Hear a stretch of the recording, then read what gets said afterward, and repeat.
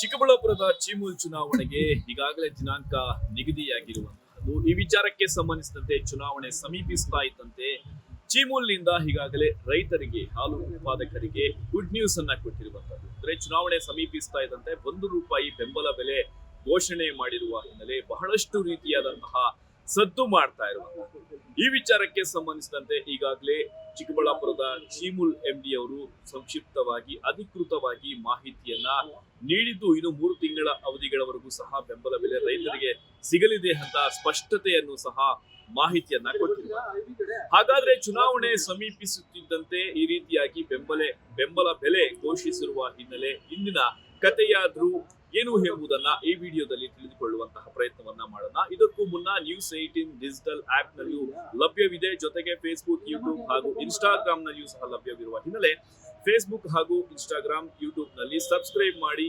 ಸದಾ ನಿಮ್ಮ ಪ್ರೋತ್ಸಾಹ ನಮ್ಮ ಮೇಲೆ ಇರಲಿ. ಹೌದು, ಕೋಲಾರ ಚಿಕ್ಕಬಳ್ಳಾಪುರ ಕೋಚಿಮುಲ್ ವಿಭಾಗದ ಬಳಿಕ ಚೀಮೂಲ್ ಸ್ಥಾಪನೆಯಾಗಿದೆ. ಸೊ ಇದೇ ಮೊದಲ ಬಾರಿಗೆ ಚೀಮೂಲ್ ಚುನಾವಣೆ ನಡೆಯುತ್ತಿದ್ದು, ಈಗಾಗಲೇ ಚೀಮೂಲ್ನ ನಾವು ಚುನಾಯಿತ ಪ್ರತಿನಿಧಿಗಳು ಚುನಾಯಿತ ನಾಮನಿರ್ದೇಶನ ಸ್ಥಾನಗಳಿಗೆ ಪೈಪೋಟಿ ನಡೆಯಲು ನಾನಾ ನೀನಾ ಎಂಬಂತೆ ಪೈಪೋಟಿ ನಡೆಸ್ತಾ ಇರುವಂತಹದ್ದು. ಇನ್ನು ಈ ವಿಚಾರಕ್ಕೆ ಸಂಬಂಧಿಸಿದಂತೆ ಈಗಾಗಲೇ ಚೀಮೂಲ್ನ ಎಂಡಿ ಸಂಕ್ಷಿಪ್ತವಾದಂತಹ ಮಾಹಿತಿ ನೀಡಿದ್ದು, ಫೆಬ್ರವರಿ 1ರಂದು ಚುನಾವಣೆ ನಡೆಯಲಿದೆ ಎಂಬ ಮಾಹಿತಿಯನ್ನ ಹೊರಹಾಕಿರುವಂತಹದ್ದು. ಒಕ್ಕೂಟ ಬೇರ್ಪಟ್ಟು ಸುಮಾರು 1 ವರ್ಷ 2 ತಿಂಗಳಾಗ್ತಾ ಬಂತು. ಇವತ್ತು ಬಹಳ ಮುಖ್ಯವಾಗಿ ಪ್ರಥಮ ಆಡಳಿತ ಮಂಡಳಿ ರಚನೆ ಮಾಡಬೇಕಾಗಿರ್ತಕ್ಕಂಥ ಕರ್ತವ್ಯ ನಮಗೆ ಮತ್ತು ನಮ್ಮ ಜಿಲ್ಲಾ ಉಸ್ತುವಾರಿ ಸಚಿವರು ಆದಿಯಾಗಿ ನಮ್ಮ ಅಶ್ವಿನ್ ಅವರು ಅಂದರೆ ಆಡಳಿತಾಧಿಕಾರಿ ಕೂಡ ಇದೆ. ಸೊ ಆ ನಿಟ್ಟಿನಲ್ಲಿ ಈಗ ಆಲ್ರೆಡಿ ನಾವು ಕರಡು ಮತದಾರರ ಪಟ್ಟಿನ ಅಂತಿಮವಾಗಿ ಸಿದ್ಧಪಡಿಸಿ ಈಗ ನಮ್ಮ ವೆಬ್ಸೈಟ್ ಜಾಲತಾಣದಲ್ಲಿ ಮತ್ತು ಎಲ್ಲ ನಮ್ಮ ತಾಲೂಕು ಶಿಬಿರ ಕಚೇರಿಗಳಲ್ಲಿ, ಡಿ ಸಿ ಆಫೀಸ್ ಕಚೇರಿಯಲ್ಲಿ ಮತ್ತು ನಮ್ಮ ಒಕ್ಕೂಟದ ಕಚೇರಿಯಲ್ಲಿ ನೋಟಿಸ್ ಬೋರ್ಡ್ಗಳಿಗೆ ಈಗ ಆಲ್ರೆಡಿ ಅನೌನ್ಸ್ ಮಾಡಿದ್ದೀವಿ. ಏನಾದರೂ ಕರಡು ಮತದಾರ ಪಟ್ಟಿ ಅರ್ಹ ಮತ್ತು ಅನರ್ಹದಲ್ಲಿ ಏನಾದರೂ ತಪ್ಪಿದ್ರೆ ಅಥವಾ ಏನಾದರೂ ಕರೆಕ್ಷನ್ ಆಗಬೇಕಾದ್ರೆ ಏನಾದರೂ ಅಬ್ಜೆಕ್ಷನ್ಸ್ ಇದ್ದರೆ ಅದು ಕೊಡಲಿಕ್ಕೆ 7ನೇ ತಾರೀಕು ಈ ತಿಂಗಳ 7ನೇ ತಾರೀಕುವರೆಗೂ ಸಮಯ ಕೊಟ್ಟಿದ್ವಿ. ಏನಾದರೂ ಅಬ್ಜೆಕ್ಷನ್ಸ್ ಇದ್ದರೆ ಅದನ್ನು ಸಲ್ಲಿಸಿದ್ರೆ ನಾವು ಅದನ್ನು ಕರೆಕ್ಷನ್ ಮಾಡಿಕೊಂಡು 10ನೇ ತಾರೀಕು, ಈ ತಿಂಗಳ 10ನೇ ತಾರೀಕು ಅಥವಾ 11ನೇ ತಾರೀಕು ಒಳಗಡೆ ನಾವು ಅಂತಿಮ ಮತದಾರ ಪಟ್ಟಿ ಅನೌನ್ಸ್ ಮಾಡ್ತೀವಿ. ಅದಾದ ಮೇಲೆ 12 ಅಥವಾ 13 ಒಳಗಡೆ ನಾವು ಕ್ಯಾಲೆಂಡರ್ ಆಫ್ ಇವೆಂಟ್ಸ್ ಹೊಡಿಸಿ ಫೆಬ್ರವರಿ 1ನೇ ತಾರೀಕು ನಾವು ಚುನಾವಣೆಯನ್ನು ನಡೆಸ್ತಾ ಇದ್ದೀವಿ. ಆಲ್ರೆಡಿ ಸ್ಥಳ ಕೂಡ ಜೂನಿಯರ್ ಕಾಲೇಜಲ್ಲಿ ನಿಗದಿಯಾಗಿದೆ. ಸೊ ಎಲ್ಲವೂ ಕೂಡ ಸುಸೂತ್ರವಾಗಿ ನಡೀತಾ ಇದೆ. ಸೊ ಅಂತಿಮವಾಗಿ ಫೆಬ್ರವರಿ 1ನೇ ತಾರೀಕು ಬೆಳಗ್ಗೆ 9ರಿಂದ 4 ಗಂಟೆ ತನಕ ಎಲೆಕ್ಷನ್ ಆಗುತ್ತೆ. ಅದಾದಮೇಲೆ ಮತ ಎಣಿಕೆ ಕೂಡ ಆಗುತ್ತೆ, ಅಂದೇ ಕೂಡ ರಿಸಲ್ಟ್ ಬರ್ತದೆ. ಅದಾದಮೇಲೆ ಈಗ ನಮ್ಮ ಏನಿವತ್ತು ಅಡಿಷನಲ್ ಡಿ ಸಿ ರವರು ಈ ಒಂದು ರಿಟರ್ನಿಂಗ್ ಆಫೀಸರ್ ಆಗಿ ಆಯ್ಕೆಯಾಗಿದೆ. ಅವರೇ ಚುನಾವಣಾಧಿಕಾರಿಗಳಿರ್ತಾರೆ. ಜಿಲ್ಲಾ ಚುನಾವಣಾಧಿಕಾರಿಗಳು ಡಿ ಸಿ ಅವರು ಇರ್ತಾರೆ. ಅವ್ರ ಕಡೆಯಿಂದ ನಾವು ಅಂತಿಮ ಮತದಾರ ಪಟ್ಟಿನ ಅಪ್ರೂವಲ್ ತಗೊಂಡು ಅದನ್ನು ಅನೌನ್ಸ್ ಮಾಡ್ತೀವಿ. ಮತ್ತು ನಮ್ಮ ರಿಟರ್ನಿಂಗ್ ಆಫೀಸರ್ ಆಗಿರ್ತಕ್ಕಂಥ ADC ಸಾಹೇಬರು ಕ್ಯಾಲೆಂಡರ್ ಆಫ್ ಇವೆಂಟ್ ಹೊಡಿಸ್ತಾರೆ. ಸೊ ಅದರಂತೆ ನಾವು 1ನೇ ತಾರೀಕು ಚುನಾವಣೆ ಮಾಡಿ ಅಂತಿಮವಾಗಿ ಫೆಬ್ರವರಿ 15 ಒಳಗಡೆ ನಾವು ಆಡಳಿತ ಮಂಡಳಿ ರಚನೆ ಮಾಡಲಿಕ್ಕೆ ಎಲ್ಲ ಕ್ರಮಗಳು ಕೂಡ ಸುಸೂತ್ರವಾಗಿ ನಡೆಸ್ತಾ ಇದ್ದೀವಿ. ಇನ್ನು ಈ ವಿಚಾರಕ್ಕೆ ಸಂಬಂಧಿಸಿದಂತೆ ಚೀಮೂಲ್ನಲ್ಲಿ ಈ ಬಾರಿ ಒಟ್ಟು 13 ಚುನಾಯಿತ ನಾಮನಿರ್ದೇಶಕ ಸ್ಥಾನಗಳಿಗೆ ಚುನಾವಣೆ ನಡೆಯಲಿದೆ. ಅದರಲ್ಲಿ ಈ ಬಾರಿ ವಿಶೇಷವಾಗಿ ಚಿಕ್ಕಬಳ್ಳಾಪುರ ಹಾಗೂ ಚಿಂತಾಮಣಿಯಲ್ಲಿ ಮಹಿಳಾ ಮೀಸಲಾತಿ ಅಭ್ಯರ್ಥಿಗಳಿಗೆ ಸ್ಥಾನವನ್ನ ನಡೆಸಿದರೆ ಮತ್ತೊಬ್ಬರು ಸರ್ಕಾರದಿಂದ ನಾಮನಿರ್ದೇಶಕರಾಗಿ ಆಯ್ಕೆಯಾಗ್ತಾರೆ. ಸೊ ಈ ಹಿನ್ನೆಲೆ ಎಲ್ಲಾ ಪಾರ್ಟಿಗಳಲ್ಲಿ ಕಾಣಿಸಿಕೊಂಡಿರುವಂತಹ ಮುಖಂಡರು ಈಗ ಅಭ್ಯರ್ಥಿಗಳಾಗಿ ಕಾಣಿಸಿಕೊಳ್ಳಲು ಬಹಳಷ್ಟು ರೀತಿಯಾದಂತಹ ತಯಾರಿಯನ್ನು ಸಹ ನಡೆಸ್ತಾ ಇರುವಂತದ್ದು.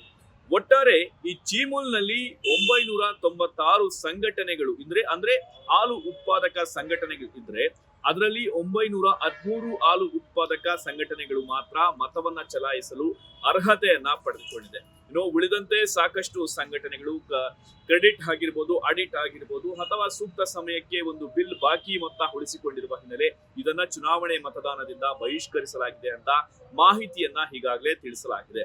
ಅಷ್ಟೇ ಅಲ್ಲದೆ ಜೊತೆಗೆ ಈ ವಿಚಾರಕ್ಕೆ ಸಂಬಂಧಿಸಿದಂತೆ ಈಗಾಗಲೇ ಚೀಮೂಲ್ನಿಂದ ಮತದಾರರ ಕರಡು ಪಟ್ಟಿ ಸಹ ಸಿದ್ಧವಾಗಿರುವಂತಹದ್ದು. ಅಂದ್ರೆ ಜನವರಿ 7ರಂದು ಈ ವಿಚಾರಕ್ಕೆ ಸಂಬಂಧಿಸಿದಂತೆ ಏನಾದ್ರೂ ತಿದ್ದುಪಡಿ ಮಾಡಬಹುದಾದ್ರೆ ಮಾಡಲು ಅವಕಾಶ ಇರುತ್ತೆ. ನಂತರ ಜನವರಿ 10ರಂದು ಅಂತಿಮವಾಗಿ ಚೀಮೂಲ್ನ ಮತದಾನದ ಪಟ್ಟಿ ಸಿದ್ಧಪಡಿಸಲಾಗುತ್ತೆ.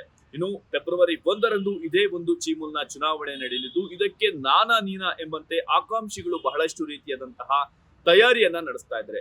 ಮತ್ತೊಂದು ಕಡೆ ಇದೇ ವಿಚಾರ ಈಗ ರಾಜಕೀಯ ನಾಯಕರಾಗಿ ಗುರುತಿಸಿಕೊಂಡಿರುವಂತಹ ಜನಪ್ರತಿನಿಧಿಗಳಿಗೆ ಒಂದು ರೀತಿಯಾದಂತಹ ಪ್ರತಿಷ್ಠಿತ ಚುನಾವಣೆಯೂ ಸಹ ಆಗಿರುವ ಹಿನ್ನೆಲೆ ಈಗಾಗಲೇ ಈ ಆಕಾಂಕ್ಷಿಗಳ ಸಂಖ್ಯೆ ದಿನೇ ದಿನೇ ಹೆಚ್ಚಾಗಿ ಕಾಣಿಸ್ಕೊಳ್ತಾ ಇದ್ದಾರೆ.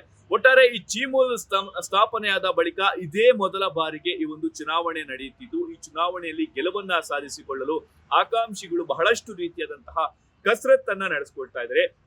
ಈಗಾಗಲೇ ಚುನಾವಣೆಯಲ್ಲಿ ಗೆದ್ದು ಅಧಿಕಾರ ಸ್ವೀಕರಿಸಿರುವಂತಹ ಜನಪ್ರತಿನಿಧಿಗಳು ತಮ್ಮ ಅಭ್ಯರ್ಥಿಗಳನ್ನ ಗೆಲ್ಲಿಸಿಕೊಳ್ಳಲು ಬಹಳಷ್ಟು ರೀತಿಯಾದಂತಹ ಕಟ್ಟುನಿಟ್ಟಿನ ಕ್ರಮಗಳನ್ನ ಕೈಗೊಳ್ತಾ ಇದ್ದಾರೆ ಎಂಬುದರಲ್ಲಿ ಯಾವುದೇ ಅನುಮಾನ ಇಲ್ಲ ಅಂತ ಹೇಳ್ಬಹುದು.